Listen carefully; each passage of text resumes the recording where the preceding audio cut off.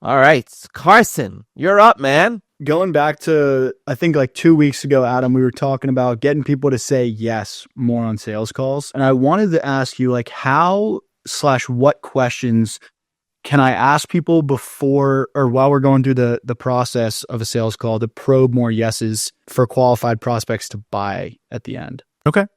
So if you want to get someone to say yes, you can't ask a question without knowing they'll say yes. So that's the first key. I think it's in the show the movie Boiler Room.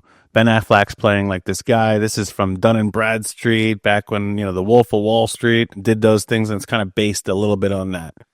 So one of the things he used to tell his sales guys is get them to say yes. And the reason he would say the way he would say, I don't care what you do. Ask him this question. If you're drowning and I threw you a life preserver, Carson, would you grab it?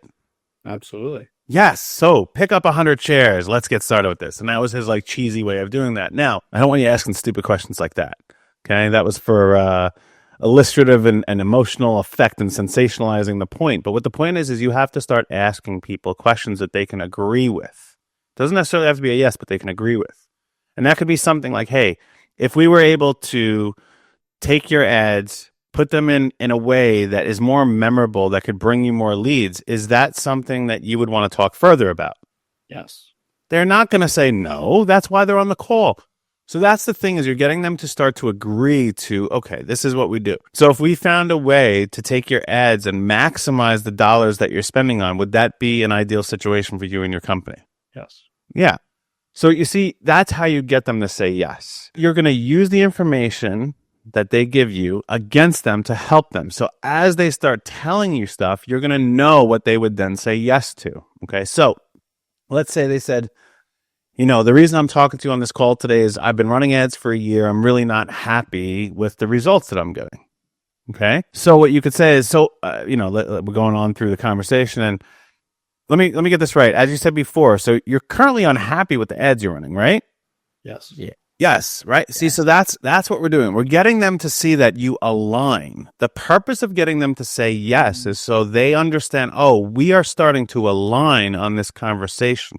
So if we work together, we'd probably be in alignment. And that's what people really want. They want to have this trust that, we're on the same page and we're going to go down this path together.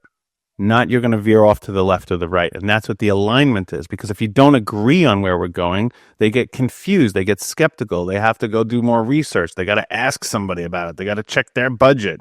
But when you're in alignment, they're like, no, this makes sense because what we're saying, we agree. Okay, so that is the intention behind it, okay?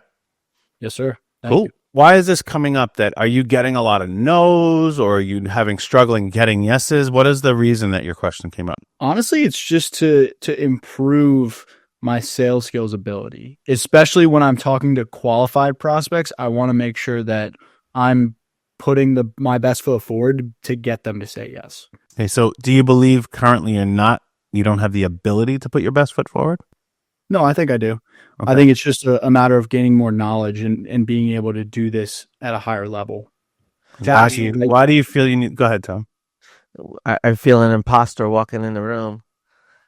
That's imposter syndrome, my friend. You're starting to doubt a little bit. You're not selling me on it, Carson. You're not selling me on the confidence that you have to get the yes, to put your best foot forward. So what are you starting to doubt? Or what's making you feel like you're not believing it? I think getting the right people on the call and asking the right questions. All right, so you're trying to create a double thing here: getting the right people and asking the right questions. Focus on one. What would be the one to focus on? Ask the right questions. There you go. As long as you're asking the right questions, you're going to know whether or not they're the right people or not. And you're going to identify, if you ask the right questions in the first 3 questions, you're going to know whether or not they're good for you or not. Well, Tom, tell them why don't we share the story? We had a meeting today with a potential one-on-one client.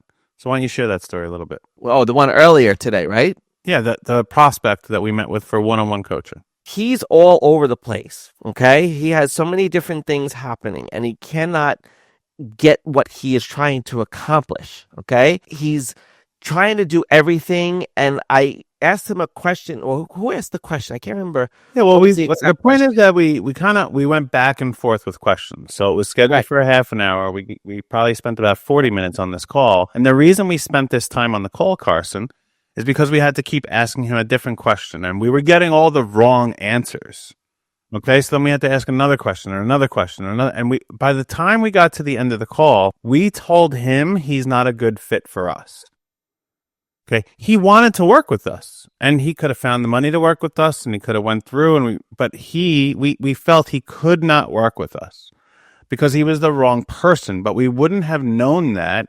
And if he would have said, "Hey, I want to hire you," and we just collected his thing, we probably could have did it. And then 2 months would have went by, and we'd be like, "This isn't working." Either they would have been like, "This isn't working," or we would have said, "Hey," they just didn't have what it took to work with Tom and I.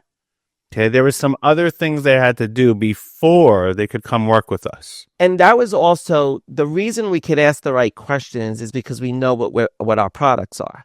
Okay, we know what our service is. And we were trying to understand which service would have been better for him. And the thing is that the more questions we asked, the more we identified he's not inside either of our main products and services. He's in that middle zone. And when they're in that middle zone, you take that risk sometimes where if you accommodated him and because you knew you can help him, but now you're giving into what he needs rather than what you do. And then that client becomes maybe a slight headache today, but could be a friggin' migraine tomorrow. And you have to be able to identify that in the questions that you ask. And that's what we were able to do. I mean, we were on the phone with this guy for a long time trying to see if any of the questions that we asked were the right answers. And when we didn't find them, we just said, this is not going to be a good fit. And that's really, especially what you do, Carson, as an ads person and creating the right ads, you have to know that you could work with the people you're creating the ads for. You have to know your product good enough to say, you know what? I can work with this person, but let me ask them these questions to see if they answer them correctly. Because there is a quote unquote right answer to your right question.